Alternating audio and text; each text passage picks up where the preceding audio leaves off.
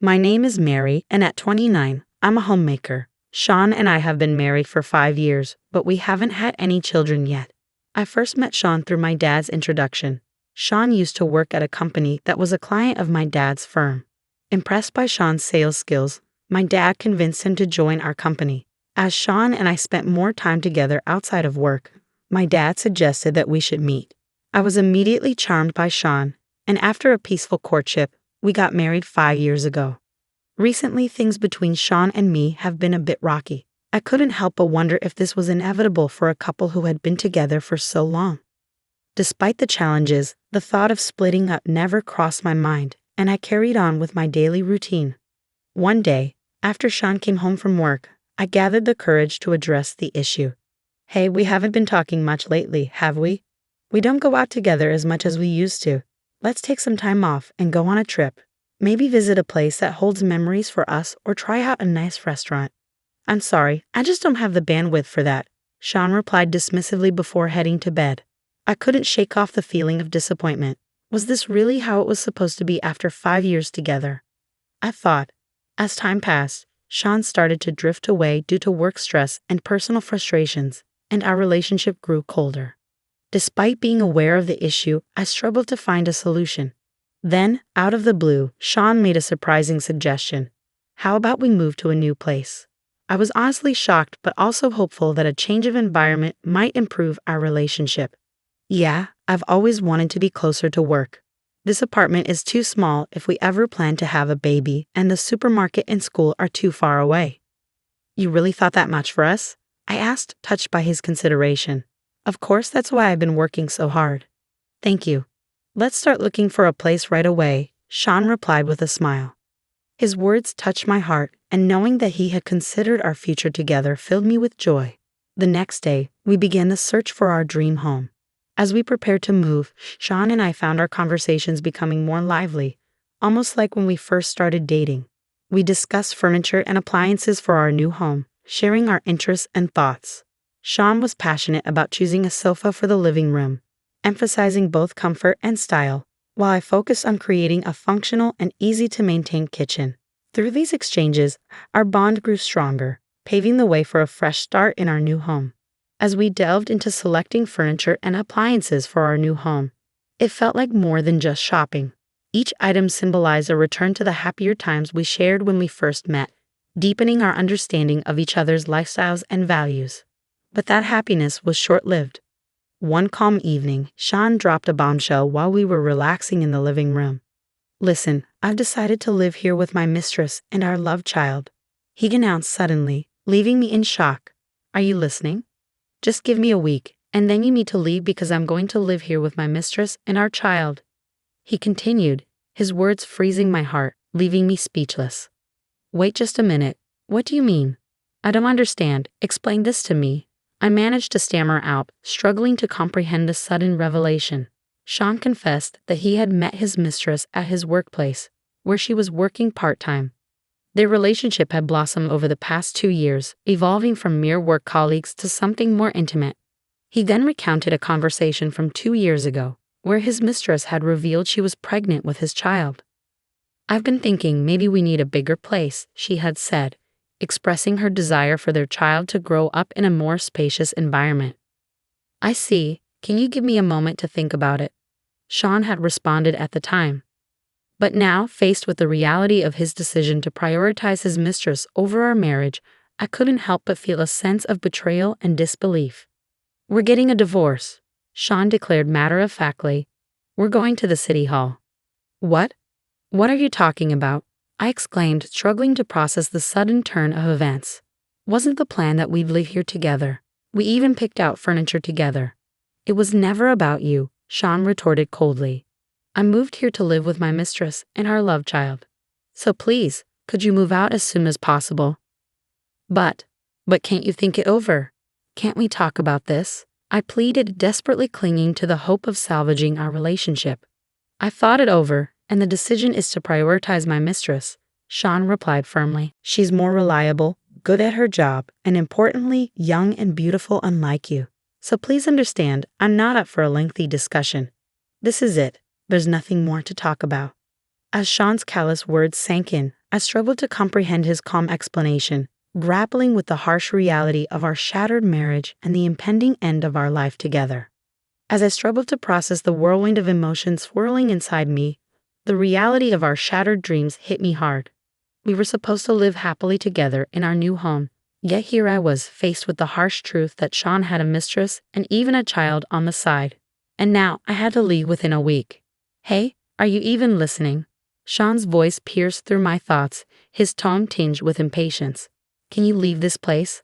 I've already told my mistress she can move in, so it's going to be a problem if you're not out within a week. I tried to speak, to defend myself against his accusations, but his words continued to sting. I know it's going to be tough, but please do your best. It's partly your fault for not satisfying me as a woman, you know. Understand that. His blame cut deep, each word a painful reminder of my supposed shortcomings. But man, I was surprised you never caught on about me and my mistress, he added, his tone dripping with disdain. You should really try harder with the next guy you're with.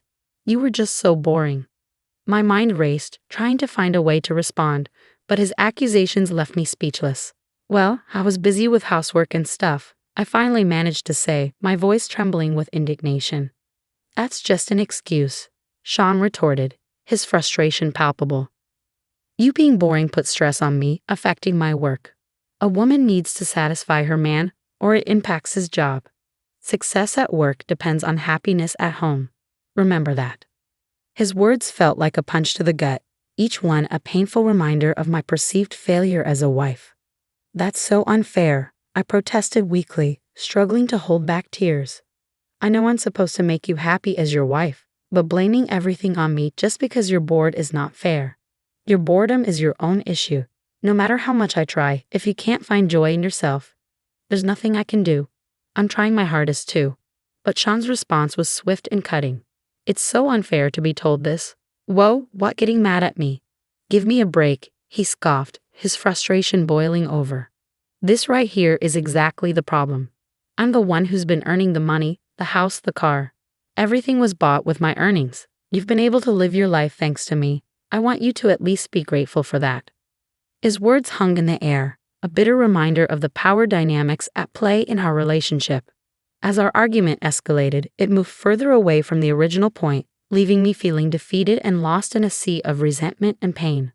All right, I'll leave, I muttered, my voice barely above a whisper. Good, you're a reasonable woman, Sean replied, seemingly unfazed. Overwhelmed by despair and betrayal, I managed to drag myself away from the scene of this nightmare, feeling like my heart was being crushed under the weight of it all. Unable to talk to anyone about it, I spent 2 days and nights lost in thought at a manga cafe. Determined to get my revenge, an idea suddenly struck me. 3 days later, as I prepared to leave, Sean approached me. Hey, you're actually leaving? He asked, his tone betraying a hint of relief. Yes, lucky me. That's a relief. I'll tell my mistress she can move in tomorrow, I replied, trying to keep my voice steady despite the storm raging inside me. As I turned to leave, the doorbell rang, breaking the tense silence. Huh, who was that? Sean muttered, annoyance evident in his voice. Could you get that, please? He added, almost as an afterthought. Get it yourself, please, I retorted, my frustration boiling over. Well, since you're leaving today anyway, Sean grumbled as he made his way to the door. As he opened it, his expression changed from annoyance to confusion, then shock. There, standing before him, was an elderly man beside a luxury foreign car. Oh, what do you want? Sean asked, his voice betraying his bewilderment. Are you Mary's husband? The old man inquired, his tone stern but dignified. Yeah, well, that's me. But who are you? Sean replied, confusion evident in his voice. Here, take this, the old man said, thrusting a set of papers towards Sean. What is this? Sean asked, his confusion growing by the second. A divorce paper and a resignation letter. Sign it right now, the old man commanded, his gaze steely. Huh? Wait, who are you? What's this all about? Sean stammered, his mind racing to make sense of the situation. Don't you understand why you need to write a resignation letter? The old man's voice was stern, leaving no room for argument. Wait, Grandpa, thank you for coming today, I interjected, rushing to Sean's side. Grandpa? Sean exclaimed, his eyes widening in disbelief. Oh, let me introduce him. This is my grandfather, Ken Black, I explained, trying to maintain my composure. Ken Black? As in? Sean trailed off, realization dawning on him. Yes, the chairman of your company, I confirmed, feeling a sense of satisfaction at Sean's dawning comprehension. Wait, please. You're saying my company's chairman is Mary's grandpa? Sean's voice wavered, disbelief evident in his tone. That's what I'm saying. But I guess you wouldn't know, since we have different last names, I explained, feeling a sense of vindication. My husband had been unaware of my grandfather's existence, only my father, who had introduced him to the company. And I knew about this. Do you understand what you've done to my dearest granddaughter? My grandfather's voice boomed, his disappointment palpable. No, it's not like that. Not like that, Sean protested weakly, his voice faltering under my grandfather's stern gaze. I've heard everything from Mary, my grandfather continued, his tone unwavering. Funny grandpa, I mean Mr. Chairman, I interjected, trying to lighten the tension. Sean held the pen over the 2 documents he had been forcibly handed by my grandfather, his hand trembling with uncertainty. Once you're finished writing, we're going to part ways, my grandfather declared firmly. Wait, Mary, there's more I need to say, Sean pleaded, desperation evident in his voice. I thought you wanted me to leave quickly, didn't you? I stood beside my husband as he wrote his resignation letter, never meeting his eyes and maintaining a cold demeanor towards him. He paused in his writing, letting out a deep sigh. His heart was filled with conflict, but he was also acutely aware of the depth of his wrongdoings. I had to struggle not to burst out laughing, I thought to myself, feeling a mixture of amusement and disgust. Sorry, I couldn't help it, Mary. I'm truly, truly sorry. Please, think it over. I take back what I said before. I don't love my mistress. It's you I love. You feel the same, right? You still love me, don't you? Sean pleaded desperately, his words tinged with desperation. Gross. There's no way I could ever love you, I retorted coldly. It's over. The fact that you even had an affair, and then a child on top of that, unforgivable. There's no way I could ever love someone like that. Not in a million years. So what if I call my mistress right now and break it off with her? Would you stay with me then? Sean asked, a glimmer of hope in his eyes. No. You don't have to break up with her. I don't plan on being with you anyway, I replied firmly. I can't understand how you thought you could do something this terrible and still be loved. How did you even get to that point in your thinking? After a moment of silence, Sean's demeanor suddenly changed. What if I take the initiative? You'll be the one to take the fall. Don't play with me, woman. Who would like a pompous woman like you? He spat, his tone turning venomous. I thought she was cute at first, but as we lived together, she nagged. Her cooking was mediocre. Her stories were boring. You should be thankful that you've lived with someone like me for 5 years. You should get out of this house right now. My mistress is many times better than you. Just a moment ago, he was begging not to break up, and now he was throwing a tantrum because I refused to agree to his demands. He probably thought I'd be scared and back down, but with my grandfather by my side and my confidence in my own abilities, I knew I could stand my ground.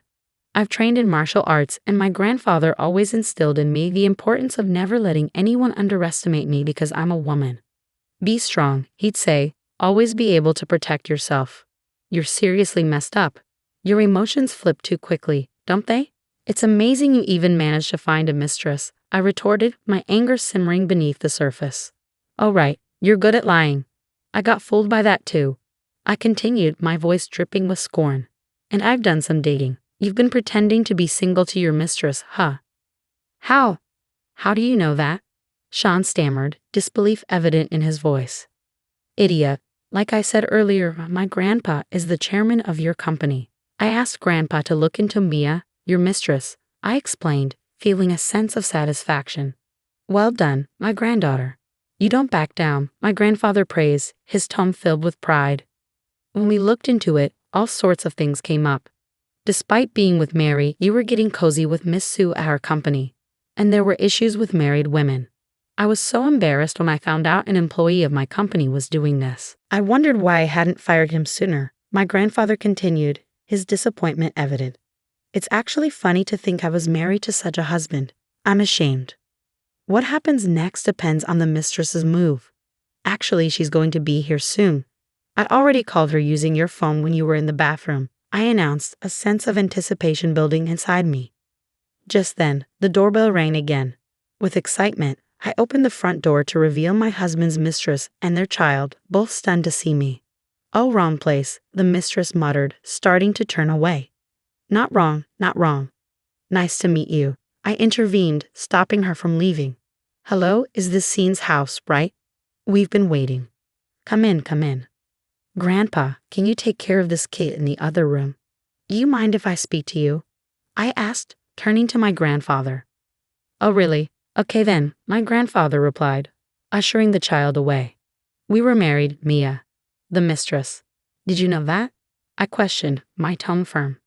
"Oh, well, yes. Now that it's out, can't you just speak plainly?" Mia responded, a hint of defensiveness in her voice. I'm sorry, but I mean it's not like it's my fault," Mia continued, her words grating on my nerves. "Can you stop that annoying way of speaking? Just listening to it is irritating," I snapped, unable to contain my frustration.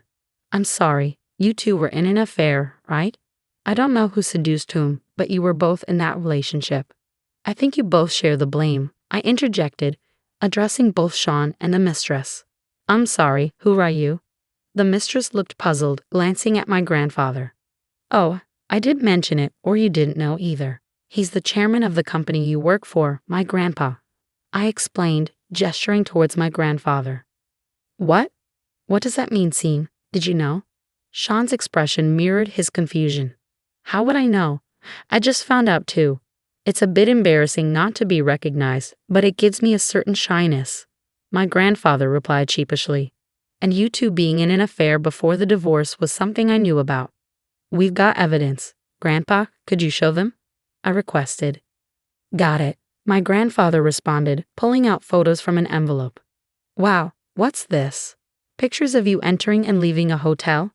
It's clear from these that you're more than just colleagues. It's going to be a problem for a married person to have these exposed," I remarked loudly and sarcastically. "What's this? Voyeurism?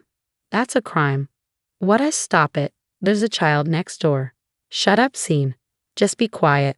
Hey, you're married and you make a child with another woman. Are you okay with such a despicable man?" My anger bubbled over, directed at Sean. "Let me teach you something, young lady. It's not just because you're attractive. Of course that's part of it, but such women only compete with their looks, their appearance.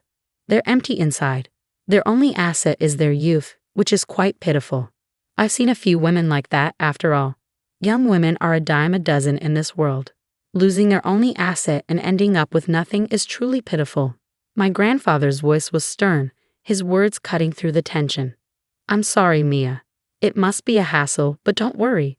We'll quickly cut ties with these people, and then you can live here with us," I offered, trying to extend an olive branch to the mistress. "Yes, sorry to interrupt your little moment, but do you think you can live here, Scene? What do you mean? Which is it? What are you talking about?" I turned to Sean, confusion evident in my voice. "Don't you know? You had me sign the contract 5 years ago. Back then, you've had no savings, right? It was strange, but now I get it.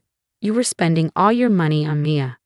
This place has a good location, it's new, and it has a beautiful view," I explained, my tone heavy with disappointment. "I signed the contract for this house, so I'm not planning to give it up, Sean. If we can't live here, where will we go? My place is a 1-room and too small. I've already told the landlord we're not renewing. What about Sean Jr.? Oh dear, looks like both of you are going to be homeless. That's terrible. I'm not that kind, so please leave within a week." "That's a bit of a problem for us," Sean replied weakly. "Oh really?" I retorted, my frustration growing. Saying that to others, maybe now you're starting to understand a little bit of how I felt back then. "Hey, what about us? What's going to happen?"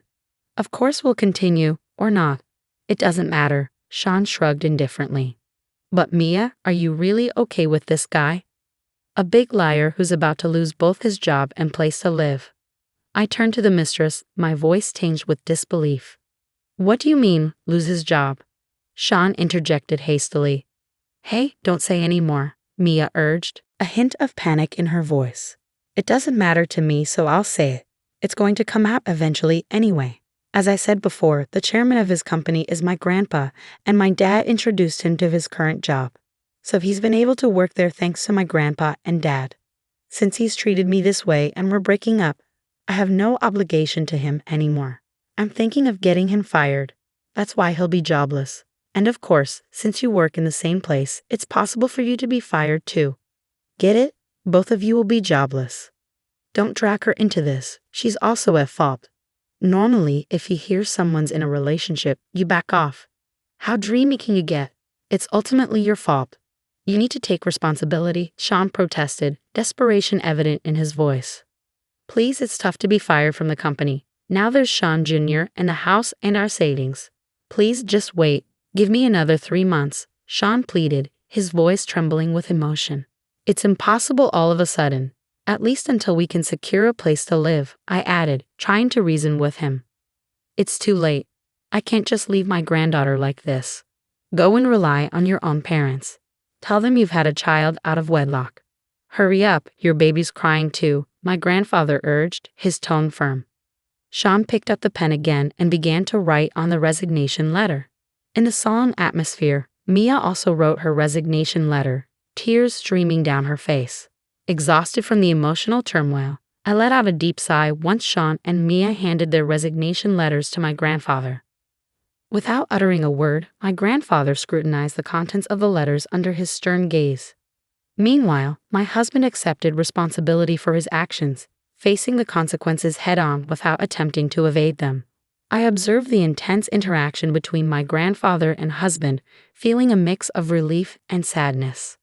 And don't forget the divorce papers I asked for, I reminded them, my voice tinged with bitterness. I got it. And you know about the alimony, right? I added, trying to suppress the pain of betrayal and deceit. $660,000, I heard the figure, causing a sharp pang in my heart. You're really terrible, I muttered, feeling the weight of the situation. Better than you, my husband retorted, his voice choked with tears as he signed the alimony agreement. Once everything was settled on paper, they left the room hastily, carrying little baby Jan with them. As they departed through the front door, heads hung low, I couldn't help but let out a bitter laugh. Grandpa, thank you so much for coming all this way. Even though you're busy, I expressed my gratitude, feeling a sense of relief wash over me. It's nothing. Leave it to me. This is exactly when you need a grandpa, my grandfather reassured me, his eyes filled with understanding. But your son brought home quite the trouble. I guess I have to punish him too, he added, a hint of disappointment in his voice. Yeah, Dad needs to be punished too, I agreed, feeling a sense of closure. I'll tell Mom. Next time, I'll find a husband candidate for Mary myself, I promised, determination shining in my eyes. That sounds good. I trust you to find someone reliable, my grandfather nodded approvingly. And so the matter was resolved. My ex-husband's hopes for a new life with his mistress were shattered by the strain of alimony payments on his finances and the deterioration of his relationship with her. Turning to his parents for support, he found himself alone to face the consequences of his actions, grappling with the difficulties of taking responsibility and building a relationship with his secret son John. On the other hand, thanks to my grandfather's support, I embarked on a new path. The alimony became a stepping stone toward a brighter future, and I succeeded in pursuing my own happiness despite the pain caused by my husband's unfaithfulness. It became a valuable experience that made me stronger and more resilient. Cherishing the support from those around me, I forged new connections and built a new community to pursue my happiness. Over time, I healed from the wounds of the past and emerged as a stronger, more mature person.